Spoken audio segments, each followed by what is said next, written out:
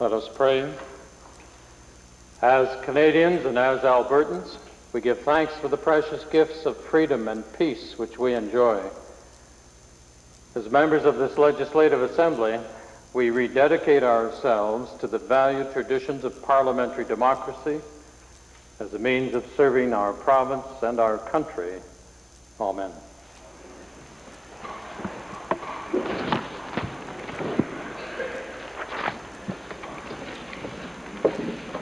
Introduction of visitors.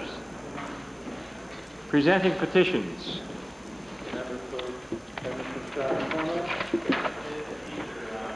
I'm sorry I was a little slow, but for introduction of visitors, I think I'm in the wrong spot. I'm sorry. I'm sure the visitors are not in the wrong spot. That's okay. Member for Calgary McKnight. I'd like to present a petition from 16 teachers from Connaught Community School in Calgary. They wish a positive solution to Resolution 22691. Member for Panoka Ridley. Speaker, on behalf of the Honourable Minister of Energy, I wish to present a petition to Mount Rose constituency with the names of 222 teachers. These petitions deal with matters related to the Teachers' Retirement Fund issue. Edmonton Strathcona. Thank you.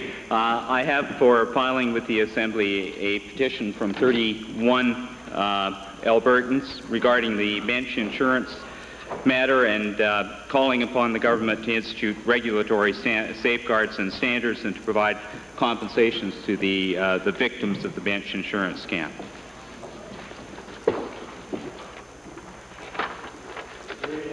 Petitions. Presenting reports by standing and special committees. Notices of motions. There are two. First Edmonton Strathcona, then Edmonton Glengarry. It is my intention immediately after question period to raise under Standing Order 40 the following motion. Be it resolved that the Legislative Assembly immediately establish an independent commission to review and make recommendations with respect to remuneration and allowances for MLAs.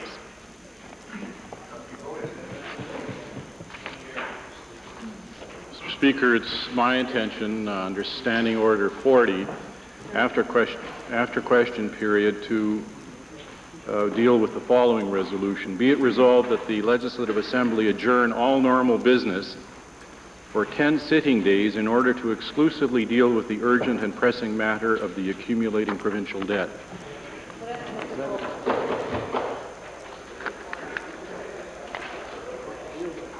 Introduction of bills.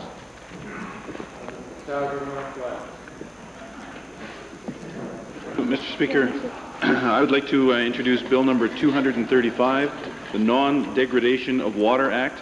Mr. Speaker, this bill would prevent the degradation of surface water and groundwater in Alberta by prohibiting the release of waters which are of lower quality than the water into which they are being released. Hear, hear. The Honourable Member for Calgary Northwest has introduced for first reading Bill number 235, Non-Degradation of Water Quality Act. Those in favor of first reading, please say aye. Aye. Opposed, please say no. Carried.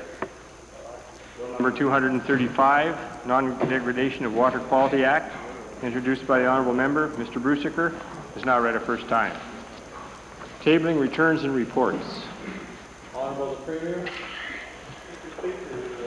During the course of particularly, I guess, the Easter break, there was interest and concern expressed by members of the Assembly and Albertans regarding the matter of members' capital residence allowance. And, Mr. Speaker, I'd like to table with the House, file with the House, a copy of my letter of April the 16th to the Honourable Speaker as Chairman of the All-Party Member Services Committee, Then a copy of the Chairman of Member Services Committee's memo to the members of the Member Services Committee to deal with the matter in a meeting. And then at the approval, permission from you, Mr. Speaker, which is really a private correspondence, copy of a memo to me from you where you say that you will call the meeting and are contacting the members of the committee. I thought all members, Mr. Speaker, would be interested in these documents. Minister of Health, followed by Edmonton Jasper, please.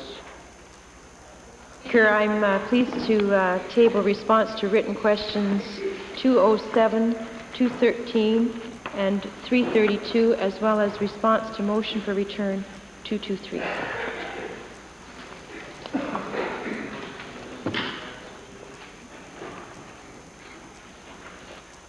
Minister first.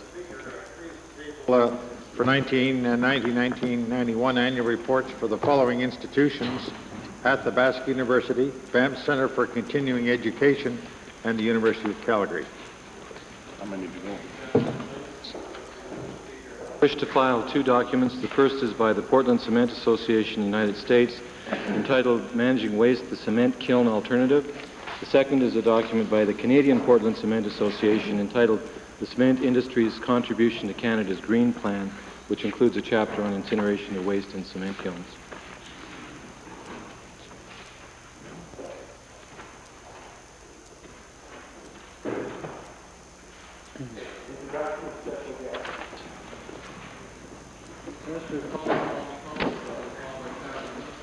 Thank you, Mr. Speaker. I'd like to take this opportunity to apologize to 27 visitors from Riverbend Junior High School for being unable to attend the photo session, but perhaps members of the Assembly would help me offer an apology by offering the group, including their teacher, Mike Suderman, a warm welcome. They're in both galleries.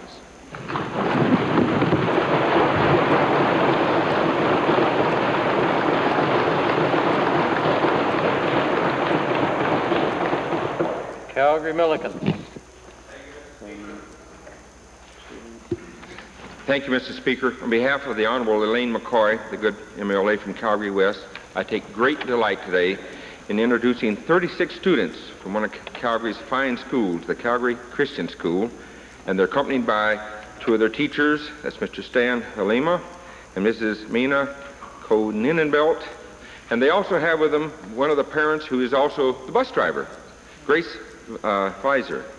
And they're sitting in the members gallery, and I'd like for them to stand and please accept the warm traditional welcome of the legislature.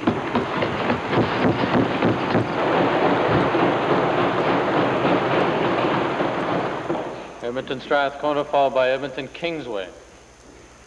Mr. Speaker, it's my pleasure to introduce to you and to the Assembly today a group of more than a dozen members of a group formed to deal with the bench insurance scandal. They are in the members gallery with Mr. Del Steeves. I'd ask that they rise and be recognized by the Assembly.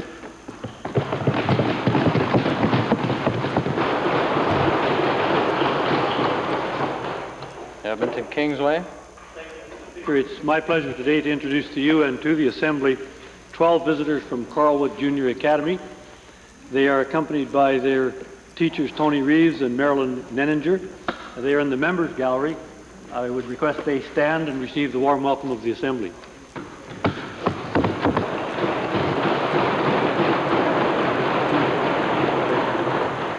Minister of Municipal Affairs.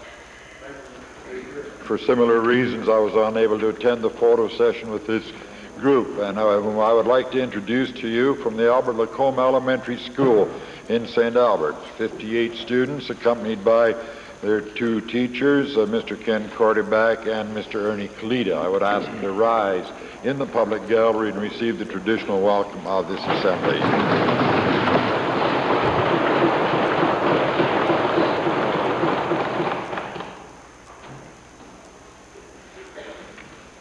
Ministerial statements. Oral question period. Leader of the Opposition. Speaker, I do are aware, all MLA's reputations have been tarnished over the question of subsistence allowances in the past week.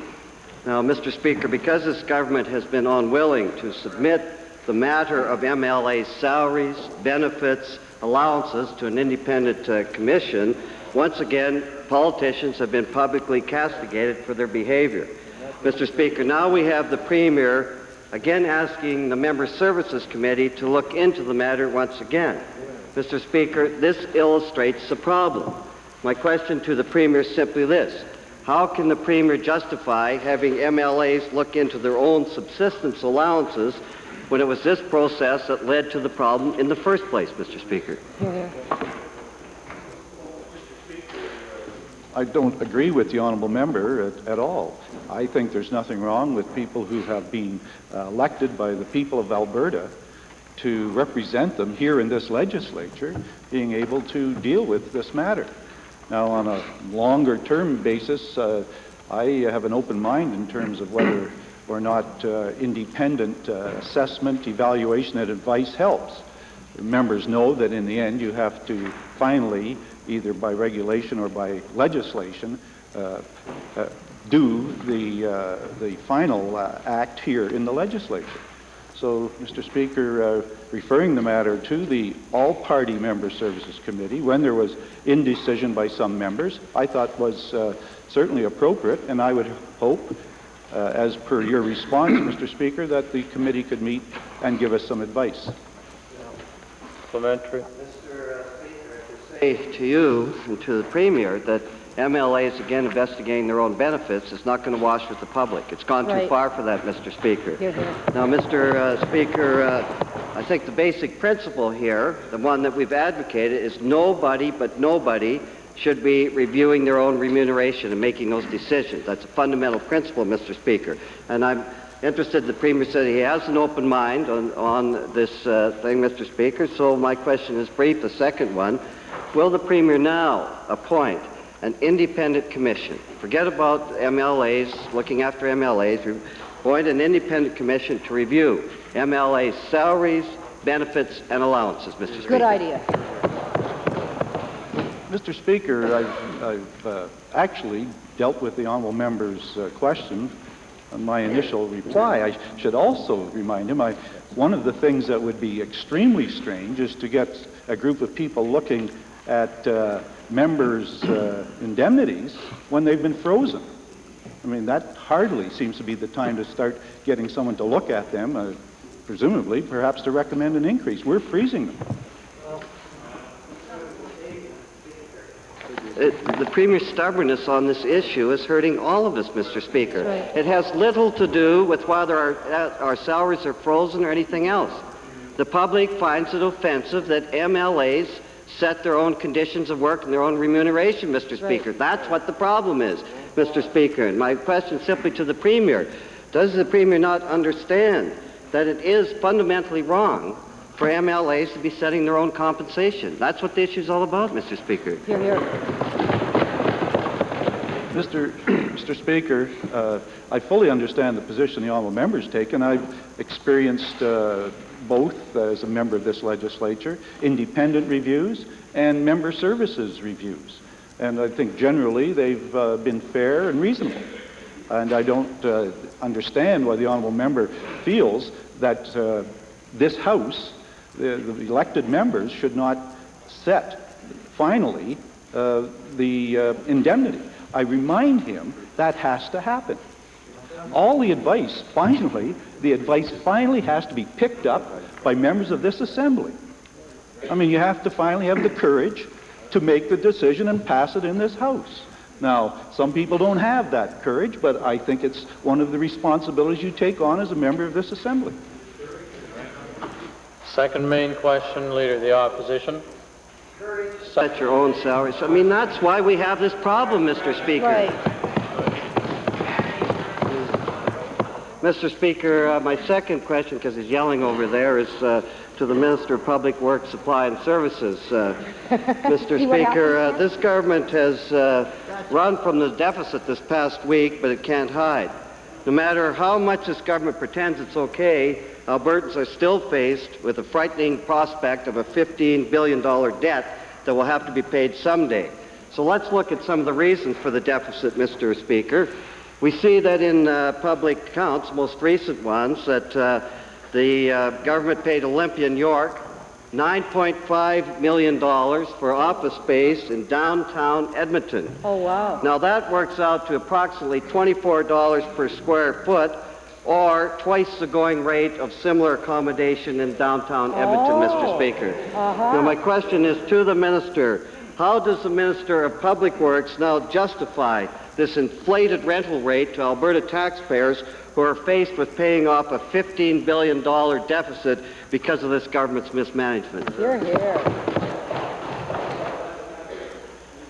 Speaker, the contract with Olympic New York was signed in the mid-1980s, and it was signed at a time, and the whole concept, of course, was revitalization here in the city of Edmonton, and it was a very welcomed approach. There are a number of questions in the order paper that I think will probably be raised dealing with some specifics with respect to these contracts, and perhaps, Mr. Speaker, when there's an ample opportunity for greater debate with respect to it, we'll have an opportunity in the House to deal with it then. Supplementary. We have a burgeoning deficit, and we're going to get down to why we have this burgeoning deficit, Mr. Speaker. If you recall, this was cooked up by Les Mabbitt, chairman of the Premier's Conservative Leadership Campaign in 1986. And instead of renting at the time, where there was vacant office space, the government went in above market value, Mr. Speaker, and it was on-tendered and made this deal, Mr. Speaker. My question simply to the minister, isn't it true that the reason taxpayers are paying double for this lease is because of this government's cozy deals with its friends, Mr. Speaker? You bet. Mr. Speaker, I repeat that on the order paper there are a series of questions dealing with that leasing arrangement that was signed 6 or 7 years ago. And as I recalled, Mr. Speaker, it was signed at market conditions of the day. Market conditions do change as times do change as well. And what was signed in the mid-1980s dealt with the principle of market condition at that time, Mr. Speaker. Final question. By 1990, he says, I haven't quoted here, he'd hoped it'd be around the market rate, Mr. Speaker, so don't try to get around it that way. Hear, hear. Mr. Speaker, my question to the minister is simply this. Clearly this is a mistake, costing us millions of dollars. Will the minister at least commit himself now to renegotiating this deal so we can save some badly needed tax dollars, Mr. Speaker? The honourable gentleman who functions as leader of the opposition is making the statement that it's a bad deal. The Minister of the Crown has basically indicated that it was signed in market conditions at the time in which it was signed. Now, it's now 1992. A contract was signed in 1985 or 1986. So you have a difference of opinion. And we have in the order of paper an opportunity for further debate during this session with respect to this.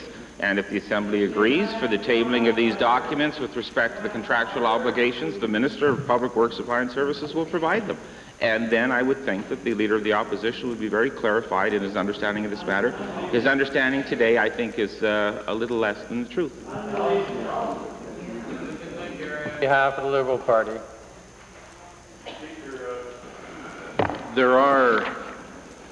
There is a cloud over this Assembly with respect to how Albertans see us in light of members of this Assembly taking pay and allowances. And I think that Albertans will see that the Premier's action is simply one of sweeping the matter under the rug. I don't want that for members on the government side or in the NDP caucus or my own caucus. And I've tried to offer constructive advice on, I think, what is a very, very serious situation. Mr. Speaker, I welcome the fact that the Premier has taken some action, but I agree with the comments that have been made by the member, the Honourable Leader of the Opposition, that it's gone beyond a point where it's become very serious. Will the Premier commit not only to the action that he has taken, but to introduce legislation and resolutions that will establish an independent commission of Albertans that will work in concert with the committee, but that the committee and this Assembly will be bound by the final decisions of that independent commission? I'd say to the honourable member, I understand the intent of his question, but it was the one already dealt with the Leader of the Opposition. And could I just draw his attention to the fact that what he'd be saying is have an independent group, regardless of whether it was too much for the members to accept, say blindly, we'll accept regardless. And surely, Mr. Speaker, that's the point I was making with the Leader of the Opposition. Finally, in order to handle these matters, regardless of the advice you get from every direction, the members of the legislature finally have to take the actions that's necessary to put it in place. Okay. Keep it a different question. Cap or no cap, there are questionable practices that are going on. And it is not the way to solve this serious problem to simply have members who are benefiting from those questionable practices to sit in judgment on those questionable practices. So I ask again, will the Premier commit to legislation that will bind every member of this Assembly to the decisions of a final independent tribunal, working in concert? I think it needs to come to that, Mr. Premier.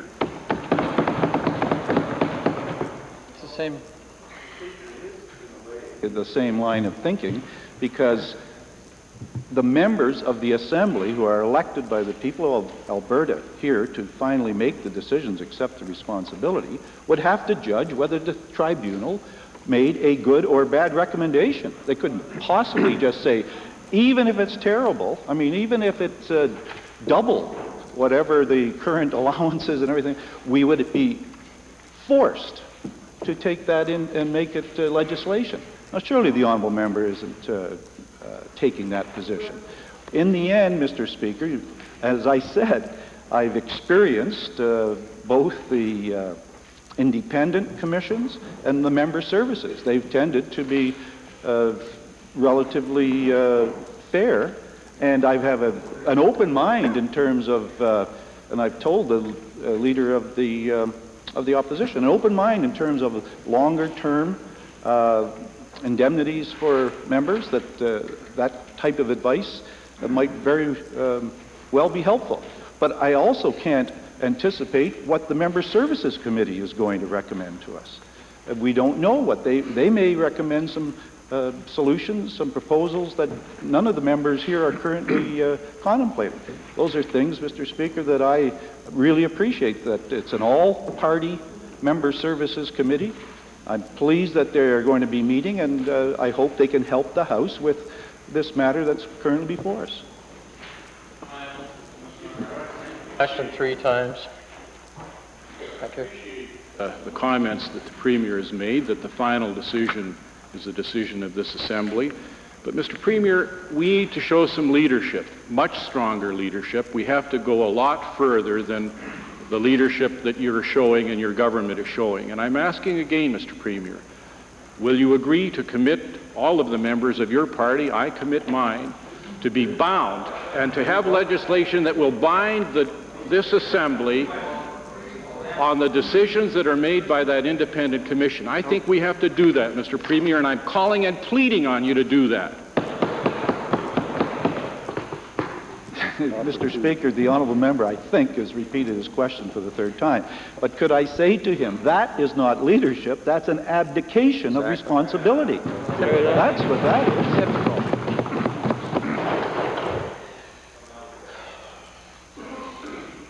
Calgary Glenmore.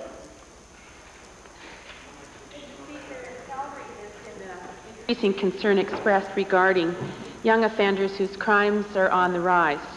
They're rising each year, Mr. Speaker, by 30% in total, but the violent crimes are rising at 75%. Mr. Speaker, stats have indicated that young people committing these crimes are between the ages of 15 and 18 years of age.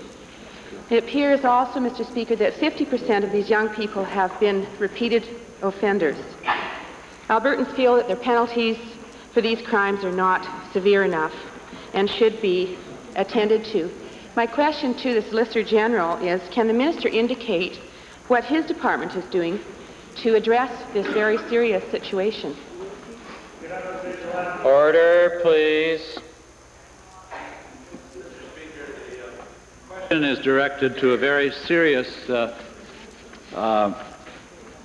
problem within our society today. As I look at some of the headlines, Society Victim of Young Offenders Act, rash of joyride, riders setting cars on fire, and courts get tough with teen car theft. When I see these headlines and the number of calls and the number of reports that I'm getting with concerns from Albertans, I have a deep concern myself. I have asked my department to review the young offenders programs as well as make representation about the Young Offenders Act to the federal government. As an example of some of the things that are going on, I see in Edmonton and in Calgary for the first 3 months of this year, including December 91 to 92 and January and February, the car thefts have increased in Calgary alone by 1,300 stolen vehicles in 3 months. In Edmonton, 615 stolen vehicles.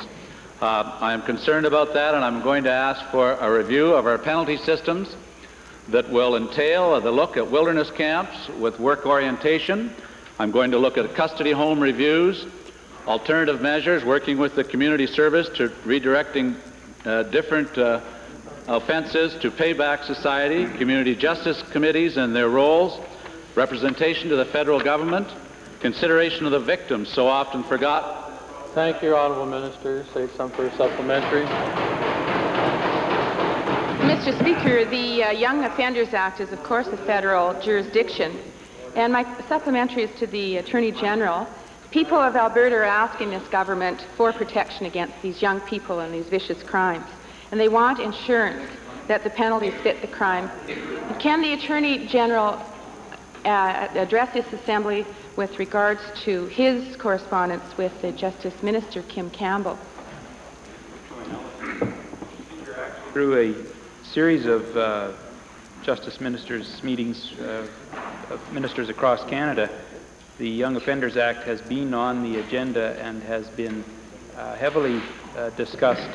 And there's been strong representation from all provinces that there is a need to readdress a number of elements in the Young Offenders Act. We have had agreement by numerous ministers of justice federally that action would be taken. In fact, there's a couple of amendments before the House of Commons right now, but as ministers keep changing there, everybody has to get up to speed again, and we haven't had the alacrity that is needed. Edmonton Belmont, followed by Calgary Northwest.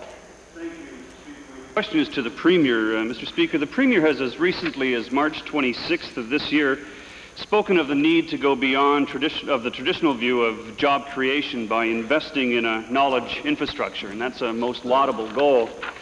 Earlier this week, Mr. Speaker, we were saddened to learn that the Alberta Research Council will be reducing their staff by 10% because of short-term cash flow problems related to the current economic conditions. I would like to ask the Premier, how can he justify these cuts when it's essential that Alberta diversify its economy so that we're no longer just hewers of wood and drawers of water? Minister responsible for the Research Council isn't here. The acting minister is. I'll take his question as notice for the Honourable Minister, but I have to point out to the member that nobody likes it when the economy is down. And when the Research Council has been obtaining a certain portion of their revenue from private contracts from the private sector. And when the private sector steps back, then there's an impact. There has to be. We cannot automatically ask the taxpayers to step into that void.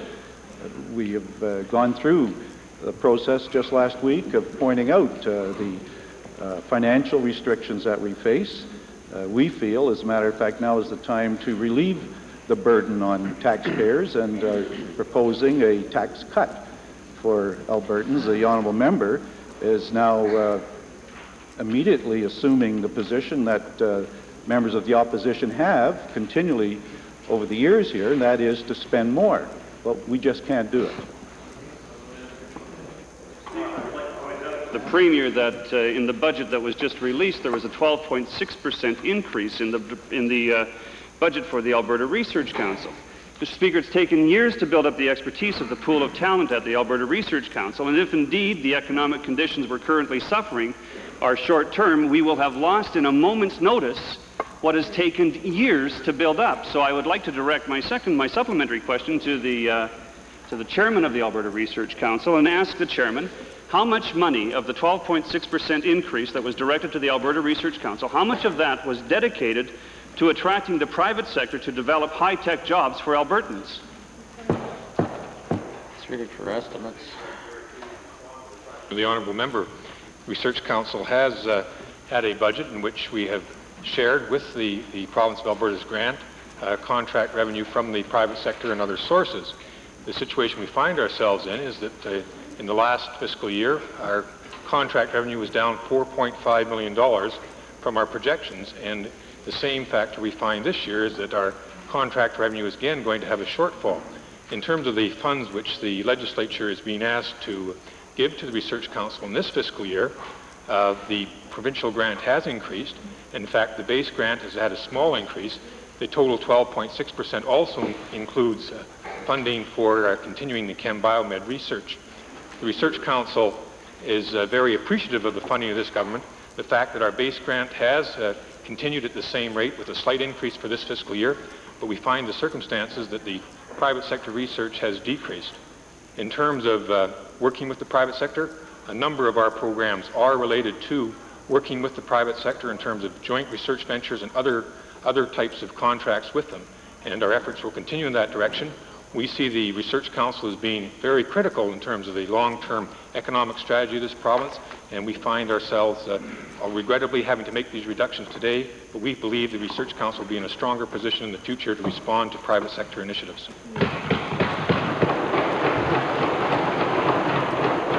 Calgary Northwest, followed by Lesser Slave Lake.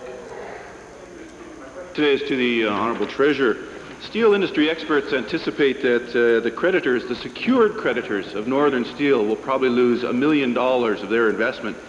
The Alberta government is an unsecured creditor, and since that's the case, do we stand to lose all of the $14 million we've invested in that company? Report to the honourable member from Calgary Northwest information that I've shared with this House on a fairly consistent basis. But the reason for our involvement was that this was the largest steel fabricator in Alberta. It employed a good number of people, and we were going through an economic downturn, and we felt we had an obligation to provide employment as best we could as a government so that people could have meaningful jobs. I also indicated to the honourable member that because of the financial difficulties they were facing, they went into receivership. This is in the hands of the receiver, and at the time the receiver does give us a full report, we will be very happy to share that information with the people of Alberta. The budget only shows $6 million allocated for losses on loan guarantees, and the losses on Northern Steel stand to be substantially more. Where do you anticipate getting the extra money to fund that loss? What we had to do was make an estimate with respect to the provision for losses, and I've explained to the House, and I'd be glad to do again on many occasions, either on estimates or consideration of the Treasury Department votes. We have adjusted the way in which we recognize losses of our guarantees, and Northern Steel at the date of last year was recognized as a provisional loss of about $6 million and was reflected in the year ended March 31st, 91 as a provision. Accordingly, Mr. Speaker, any adjustments which may take place to that loss, should it be above or below the $6 million, will be accounted for in the 92 year. Lake followed by Stony Plain. Lesser Slave Lake. Approximately a couple of weeks ago, the Minister of Education stood in this assembly and talked about increased focus on results. Well, teachers in my constituency are concerned about the Minister's preoccupation about results. They believe this means tests, tests, tests. I also have in my hand a clipping from the Alberta Teachers Association News that says that the Minister is not paying attention to teachers' concerns about testing. Will the Minister give teachers in my constituency his assurance that he is not out to test them and the kids to death? most definitely can give the honourable member and her teachers that assurance. The primary purpose behind our evaluation system, Mr. Speaker, is to know how well our students are achieving, how well they're learning, in whether it's mathematics or whether it's reading or whether it's science or whether it's defining and solving problems creatively. And I say that the more we learn from evaluation, let's celebrate those results, Mr. Speaker, but of equal importance, know where we need to exert more effort so that kids learn better in school. Evaluation is most definitely an ongoing part of a teacher's responsibility day to day, week to week, month to month, but it's not just the exclusive domain of teachers to undertake that evaluation. It's also up to boards of education across this province who are responsible for spending $2.7 billion this year, Mr. Speaker. And I think it's important that boards ask their officials and ask their teachers what kind of results they're achieving, how well are their kids learning. But it's also our responsibility, Mr. Speaker, as a Minister of Education and as a government to know what we have to do to improve the quality of education that goes on in the classroom, and also to be able to show taxpayers and parents how well kids are learning and how well those dollars that taxpayers are investing in education, how well those are being spent. Mr. Speaker, but the Minister of Education spends approximately $7 million a year on testing and evaluation. The taxpayers are concerned about this money. Can the Minister assure this Assembly that the education system is better off for this $7 million expenditure? You bet it is. You bet it is, because we're talking about $7 million that's being spent in a $2.7 billion system. And let's look at where we're spending that $7 million. We're not only focusing on achievement tests in grades 3, 6, and 9, but we're talking about diagnostic testing to help teachers identify where kids are having problems in grades 1 to 6 in reading and in mathematics, and a newly developed diagnostic testing program for grades 7 through 12 in learning and communication processes for kids in junior and senior high school. We're also talking about diploma examinations for students graduating from grade 12 and getting an Alberta high school diploma. $7.3 million this year, Mr. Speaker. That's about $14 per Alberta student, when in fact we're spending a total of $5,640 per student across this province today. I'd say, Mr. Speaker, that that's a very small but very significant and important investment in the long-term improvement of how well kids do in our schools. McLean. Thank you, Mr. Speaker. Mr. Speaker, according to last year's estimates, 18 people lost permanent full-time employment or positions in the vote for education devoted to development and delivery of education programs, which includes the Alberta Correspondence School, now known as the Distance Learning Center. Coincidentally, last June 13th, people who were working in wage positions at the Correspondence School as editors, computer operators, clerical staff, were told that they had a new employer, the new employer being the Barhead Leader newspaper. Why, to the Minister of Education, then, why were these people laid off and forced to take a cut in pay when the newspaper was given a $2 per hour fee for contracting back these same employees to the Distance Learning Center?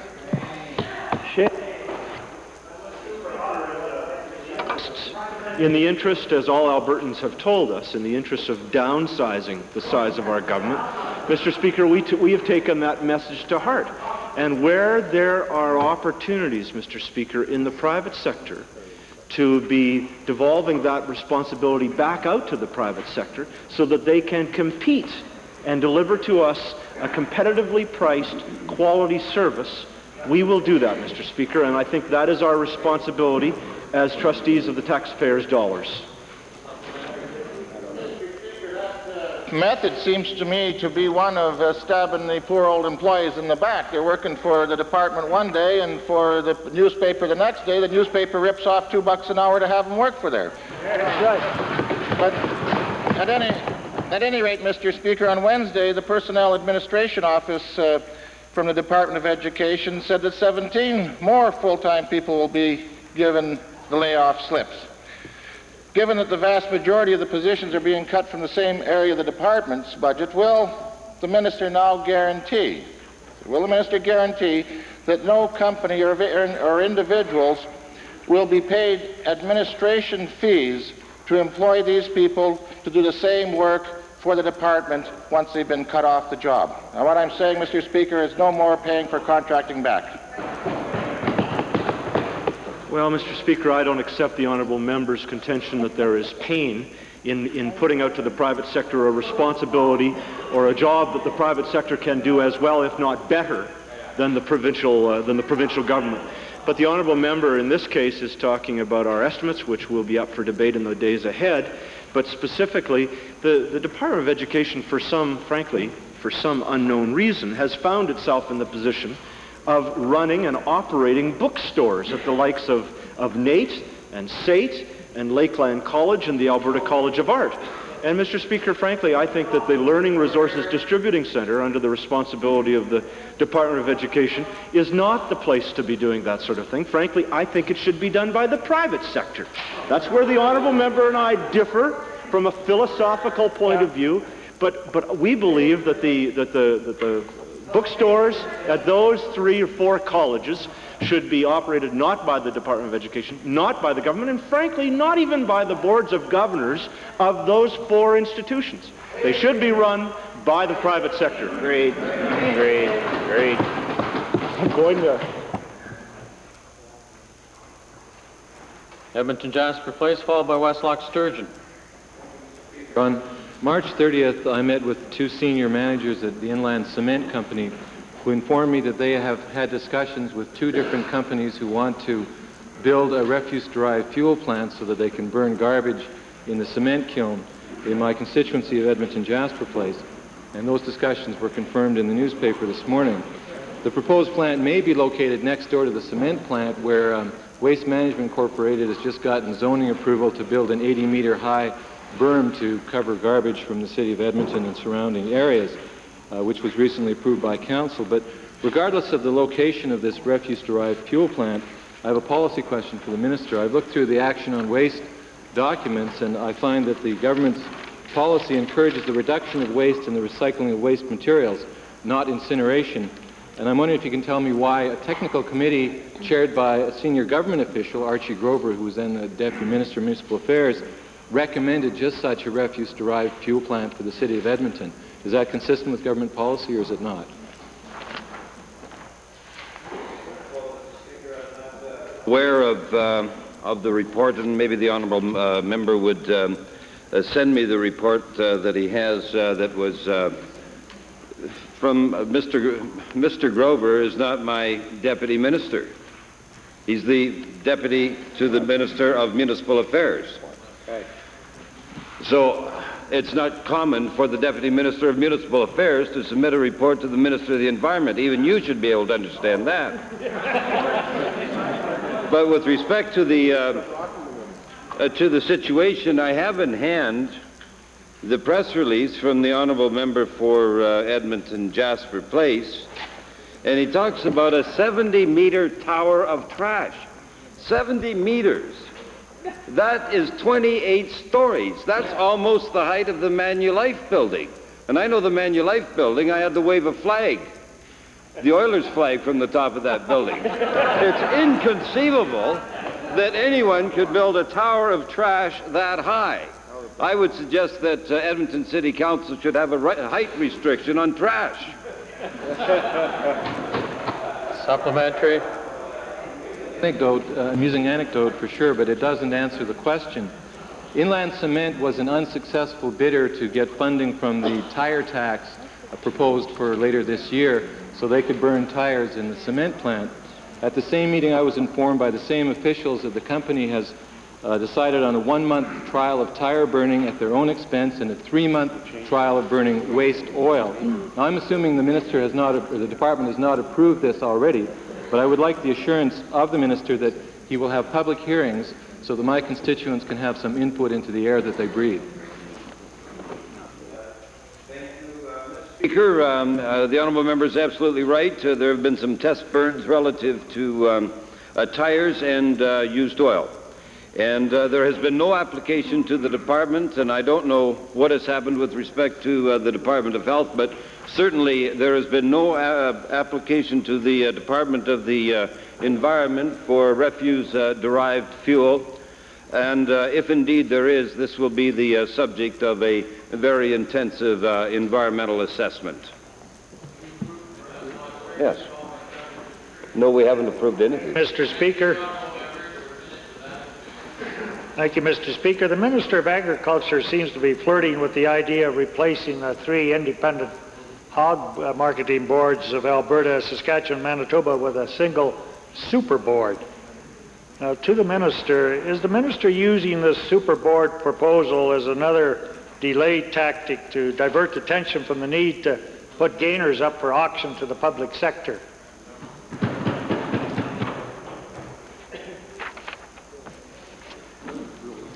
Mr. Speaker, the Minister is flirting with any ideas that will rationalize the pork industry in Western Canada and turn it into a growth industry again. The Saskatchewans already told him not tonight, Josephine, so what's he talking about? Is the Minister trying to delay the sale of gainers until after the next election so that the public does not learn how much money we have poured into this rat hole?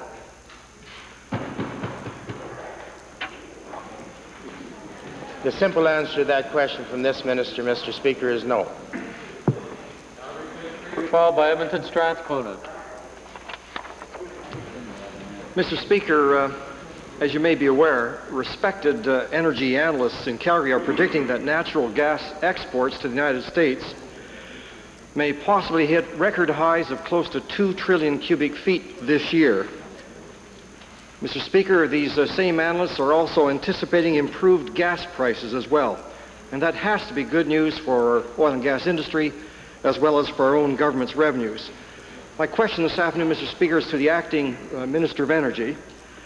In the natural gas-related revenue forecast provided to the Provincial Treasurer in his budget preparations, were these very positive volume and price forecasts taken into account? To answer with precision on that matter, because of course, as members will know, the Honourable Minister of Energy is leading a mission to today, actually, to OPEC and IPEC meeting in Vienna, and then we'll be going on from there to lead a delegation to the Middle East with the Alberta companies. But I can't, so it will be a few days before he's back in the House to deal with this issue with more precision. But I can say that the forecasts which were made public within the last day or so obviously weren't available at that stage of the budget preparation. The Provincial Treasurer may want to supplement this answer, but I can say that in addition to this welcome, if I could, and hopeful sign, as indicated by the Honourable Member in his question, I think it's important to note that that we will have the Minister, when he returns, will also have a better reading on the international energy pricing situation as a result of his discussions with both OPEC and IPEC, which of course is the independent petroleum exporting countries of the world, of which Alberta is an associate member. I would therefore have to take the question really as notice, and perhaps my colleague, the Provincial Treasurer, might be able to give more response to the actual data which was taken into consideration in the budget forecast. Entry, Calgary. No, thank you, Honourable Provincial Treasurer. Love to hear you, but Calgary Fish Creek. Well, Mr. Speaker, the Leader of the Opposition and I both love to hear the Provincial Treasurer, and therefore I would like to direct a supplemental question to him. Declining natural gas revenues were, of course, a major factor in the deficit experienced in the 1991-92 fiscal year. Is the Provincial Treasurer in a position to comment on the extent to which these buoyant revenue forecasts will assist on the revenue side of his 92-93 budget? Speaker, it's probably a little too soon to go from caution to ebullience in terms of forecasting what's happening in the natural gas market, but there are some very important factors that need to be considered here.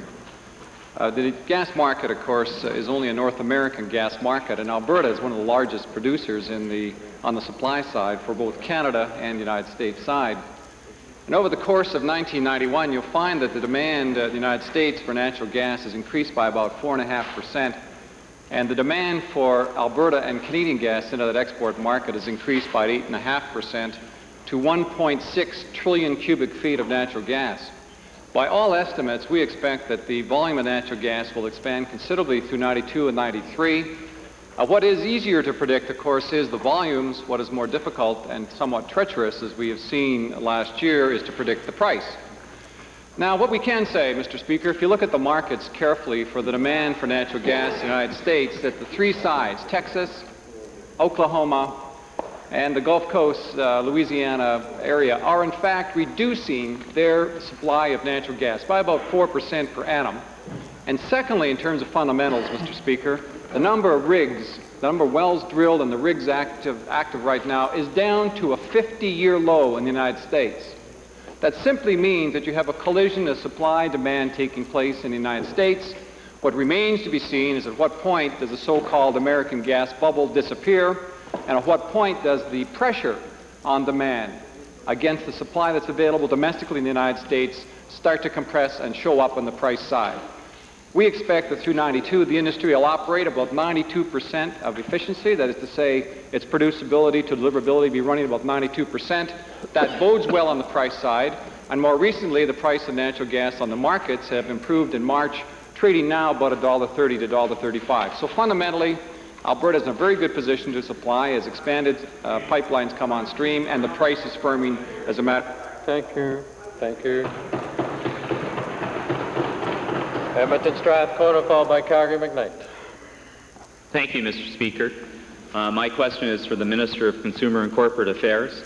At a recent meeting with the victims of the bench insurance fraud, Mr. Dick Hudson of the Minister's office acknowledged that the department was aware of the situation for some time before acting to warn the policy holders that their policies were worthless. Can the minister, given the urgency of notifying the policy holders that their policies were worthless, please explain this apparent attempt at a cover-up and the delay that ensued? Mr. Speaker, I can assure the honourable member for Edmonton Strathcona that no cover-up has been attempted or succeeded in, and perhaps it would be helpful for me to give to the House the sequence of events that led up to that particular closure. On March 19th, the department received a letter without backup information alleging that the bench insurance policies, some of those were in fact not covered by insurers. On the 20th, the backup information was received. An immediate appointment was made with the RCMP. They were unavailable till the Monday, the 23rd, the 20th having been a Friday.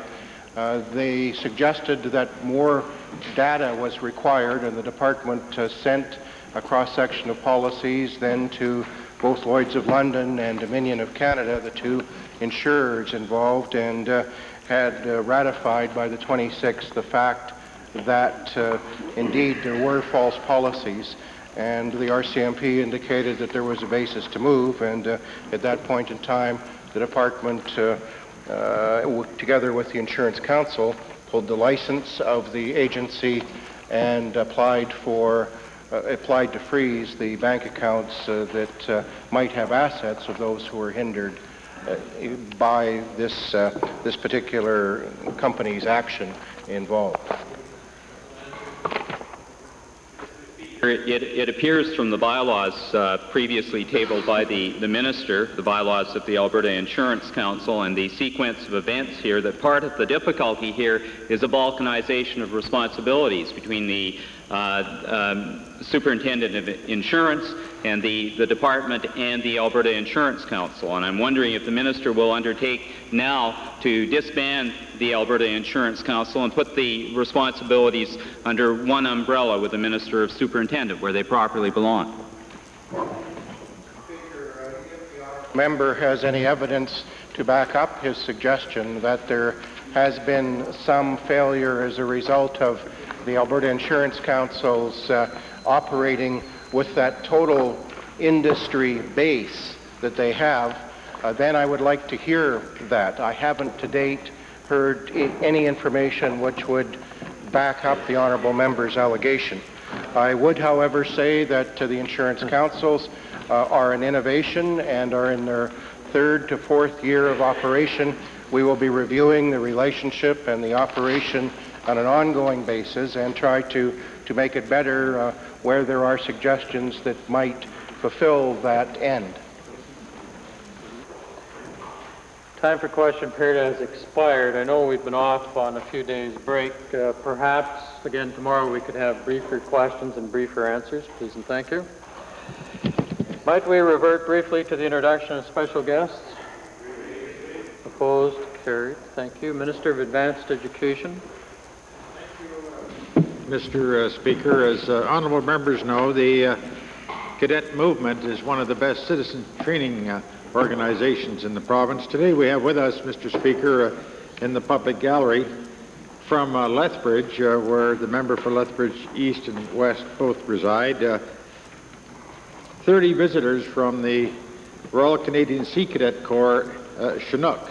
And with them are the leaders who serve by way of example for these people, Lieutenant Laurie Brody, Lieutenant Rodzniak, Sub-Lieutenant Nicholas, and a parent of Mr. C. Brophy. Mr. Speaker, my information is they're seated in the public gallery.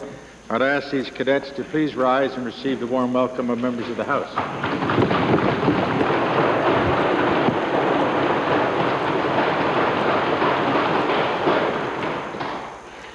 Additional? Okay. Standing Order 40 request, Edmonton Strathcona. Thank you, Mr. Speaker. I've tabled and it's been circulated with the Assembly the Standing Order 40 motion calling upon the Assembly to immediately establish an independent commission to review and make recommendations with respect to the remuneration and allowances of MLAs. And of course, it's your duty, Mr. Speaker, to make a determination as to whether the circumstances surrounding this subject matter fulfill the condition with regard to urgency. For a moment, honourable member. This is a Standing Order 40 request, not 30. No. What you've just order, please. What you've just described is Standing Order 30. This is a 40, please, which is just simply urgency. The House determines. Thank you. Thank you, Mr. Speaker. Mr. Speaker, I submit that this is a matter of urgent and pressing necessity.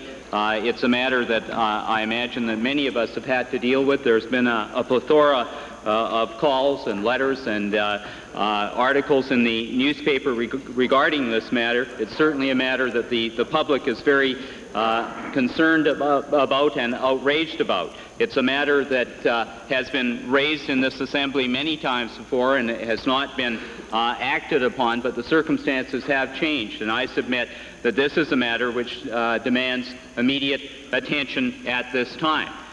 It perhaps might have been different if on the prior occasions the New Democrat Caucus had attempted to present to this Assembly motions, and they've done that on a number of occasions, first with Mr. Notley, and then secondly with other members of the caucus, Highlands, and the former member for Edmonton Strathcona presented motions to this Assembly to deal with the matter of remuneration and salaries through the auspices of an independent commission. And I submit, Mr. Speaker, that there is a compelling situation here. There is a great deal of concern with respect to members of the public. They are concerned that the process is flawed, and having an internal review is not going to deal with the flaw in the process. And I submit, Mr. Speaker, that there is situation here where the process is flawed. This motion calls upon the Assembly to establish an independent commission to deal with a matter of urgent public importance, and I submit that in the circumstances there is a case of pressing and urgent necessity. Right on there. Thank you. Under Standing Order 40, the request goes to the House. Is there unanimous consent for the matter to proceed? Those in favor, please say aye. Aye. Opposed, please say no. Matter fails on the basis of urgency. Standing Order 40 request, Edmonton Glengarry. Mr. Speaker, under Standing Order 40, the motion must be a motion of urgent and pressing necessity. The motion that I have proposed today is that the Legislative Assembly adjourn all normal business for 10 sitting days in order to exclusively deal with the urgent and pressing matter of the accumulating provincial debt. Mr. Speaker, we've now gone through the general statements with respect to the 1991-92 budget. The document clearly shows that Alberta is in very serious difficulty. The Auditor General's report shows us in clear difficulty. We have